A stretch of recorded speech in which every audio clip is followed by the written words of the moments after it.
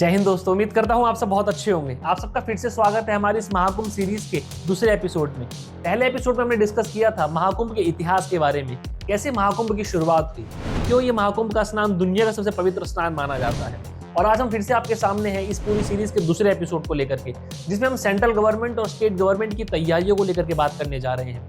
क्या क्या ऐसी तैयारियां की हैं इन दोनों गवर्नमेंट ने मिलकर के, जिससे इस मेले के आयोजन को बहुत सफल बनाया जा सके। साथियों, इस बात से आप और हम कोई भी अनजान नहीं है कि जब से उत्तर प्रदेश के अंदर भारतीय जनता पार्टी की सरकार बनी है और योगी आदित्यनाथ जी ने मुख्यमंत्री का पद संभाला है, उसके बाद से सनातन धर्म से जुड़े हुए सभी त्योहारों को लेकर के बहुत ज्यादा चर्चाएं बनी रहती है। इन त्योहारों को बहुत ज्यादा भव्य तरीके से मनाया जाने लगा है। इसका सबसे बड़ा एग्जाम्पल है अयोध्या के अंदर मनाई जाने वाली दीपावली। जी हाँ, हम लोग सब देख रहे हैं कि उत्तर प्रदेश के अंदर अयोध्या में हर साल जो दीपावली मनाई जाती है वो नए रिकॉर्ड्स तोड़ती है। और अब सोचने की बात साथियों ये है कि सोचिए, दिवाली हर साल मनाई जाती है और ये महाकुंभ एक ऐसा संयोग है कि 144 साल बाद हम लोग अपनी आंखों के सामने देख पा रहे हैं। तो आप खुद सोचिए कि सरकार की तैयारियां और सरकार की एक्साइटमेंट इस पूरे इवेंट को लेकर के कितनी ज्यादा बड़ी रहने वाली है। तो आइए कुछ डिटेल को समझते हैं कि कितना बजट अलॉट हुआ है इस पूरे इवेंट को लेकर के, कितना पैसा सरकारें खर्च करने वाली है। उसके बाद में सरकार के अलावा कौन सी ऐसी प्राइवेट इंस्टीट्यूशंस हैं जो इस पूरे के पूरे मेले के अंदर अपना एक कंट्रीब्यूशन देने वाले हैं। एक ऐसा आकलन लगाया गया है कि इस पूरे के पूरे मेले के दौरान लगभग 45 से 50 करोड़ श्रद्धालु होंगे जो इस मेले का पार्ट बनेंगे और स्नान करेंगे। इसके अलावा साथियों, अगर मैं बजट की बात करता हूं तो स्टेट गवर्नमेंट ने लगभग 5500 करोड़ रुपए का बजट पास किया है इस पूरे इवेंट के लिए। उसके अलावा अगर सेंट्रल गवर्नमेंट की बात करते हैं तो सेंट्रल गवर्नमेंट ने 2100 करोड़ रुपए अलॉट किए हैं इस पूरे के पूरे इवेंट को लेकर। और अब हम बात करते हैं इस पूरे के पूरे इंफ्रास्ट्रक्चर की तैयारी को लेकर के।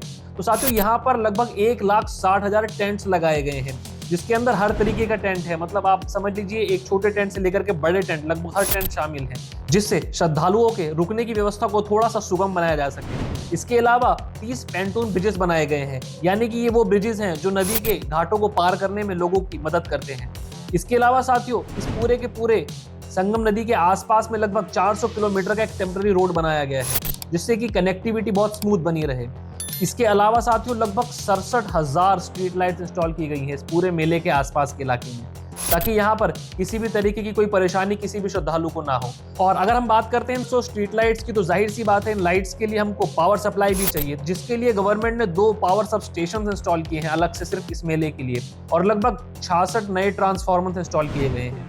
उसके अलावा साथियों, इस पूरे मेले के लिए लगभग 1250 किलोमीटर की पूरी पानी की पाइपलाइन बिछाई गई है, ताकि पानी की सप्लाई को लेकर कहीं भी कोई दिक्कत ना आए किसी श्रद्धालु को। इसके बाद में लगभग 85 वाटर बूथ इंस्टॉल किए गए हैं और 200 के आसपास वाटर एटीएम्स लगाए गए हैं। इसके अलावा साथियों, इस पूरे के पूरे मेले के आसपास में लगभग 1.5 लाख टॉयलेट इंस्टॉल किए गए हैं। जैसा कि मैंने पहले भी जिक्र किया है कि इस पूरे के पूरे मेले के दौरान 45 से 50 करोड़ श्रद्धालुओं के आने की संभावना है। इसी के चलते उत्तर प्रदेश सरकार ने 7,000 से ज्यादा रोडवेज की बसेस लगाई हैं।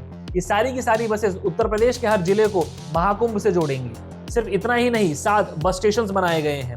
उसके बाद में साथियों, बस स्टेशन से महाकुंभ तक पहुंचने के लिए लगभग 5,500 शटल बसेस लगाई गई हैं। सिर्फ इतना ही नहीं, बल्कि मिनिस्ट्री ऑफ रेलवेज द्वारा 3,000 के आसपास कुछ ट्रेन भी चलाई जा रही हैं जो देश के हर शहर को महाकुंभ से जोड़ेंगी। और साथियों, सिर्फ इतना ही नहीं, बल्कि एक टेम्पररी हॉस्पिटल भी तैयार किया जा रहा है, जिसके अंदर 45 दिनों के अंदर 5 लाख से ज्यादा लोगों का मोतियाबिंद का ऑपरेशन किया जाएगा। तो ये सारी तैयारियां सुनकर के आप अंदाजा लगा सकते हैं कि ये मेला कितना भव्य होने वाला है।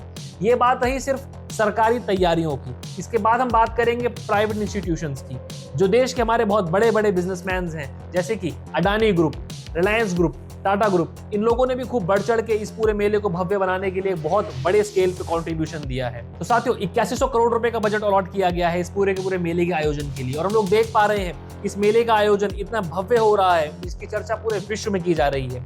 और देखते ही देखते ये मेला दुनिया का सबसे बड़ा इवेंट बनता जा रहा है। अभी सिर्फ बात कर रहे थे सरकार के बजट को लेकर के, 8100 करोड़ रुपए सरकार इस मेले पे खर्च करने जा रही है। अगले वीडियो में हम बात करेंगे कि सरकार इस 8100 करोड़ रुपए लगा करके इस मेले को कितना बड़ा बनाने वाली है और कितना पैसा इस मेले से कमाने वाली है, कितना पैसा उत्तर प्रदेश की इकोनॉमी को बढ़ाने वाला है, उत्तर प्रदेश की इकोनॉमी इस एक मेले से बिल्कुल बूस्ट कैसे होने वाली है। तो साथियों, महाकुंभ सीरीज के दूसरे एपिसोड को हम लोग यहीं खत्म करते हैं। उम्मीद करता हूं आपको आज का वीडियो पसंद आया होगा। अगर वीडियो पसंद आया है तो इस वीडियो को लाइक करके शेयर कर दीजिए। चैनल पर नए हैं तो चैनल को सब्सक्राइब कर दीजिए। और हाँ, अगर कोई जानकारी आपको लगता हो कि मुझसे मिस हो गई हो शेयर करने में, तो आप प्लीज कमेंट बॉक्स में उसको मेंशन करें। हम कोशिश करेंगे अगली किसी वीडियो में उसको ऐड करने की। जय हिंद।